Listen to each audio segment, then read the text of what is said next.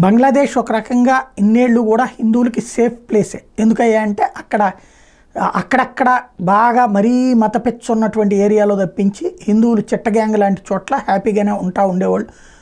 మత సామరస్యము వెల్లివిరుస్తూ ఉండేది. కానీ ఇప్పుడు క్రమంగా యూనస్ సర్కార్ వచ్చిన తర్వాత విచ్చలవిడితనంతో రెచ్చిపోతున్నటువంటి మోకలు పెరిగిపోయి ఖలీదా జియా గ్రూప్ రోడ్లెక్కి హిందువులని వేటాడుతోంది. పాకిస్తాన్ అనుకూల కార్యకలాపాలు చేస్తూ భారత వ్యతిరేక కార్యకలాపాలు చేస్తూ అందులో భాగంగా తాజాగా చిట్టగ్యాంగ్లో ఏదైతే అక్కడ గణేష నవరాత్రుల సందర్భంగా ముందు భారీ ఊరేగింపు జరుగుతుంది. ఆ విగ్రహాలని ఊరేగింపుగా తీసుకెళ్ళి అక్కడ ప్రతిష్ఠిస్తారు. ఆ ఊరేగింపు మీద తాజాగా రాళ్ల దాడులు జరిగినాయి.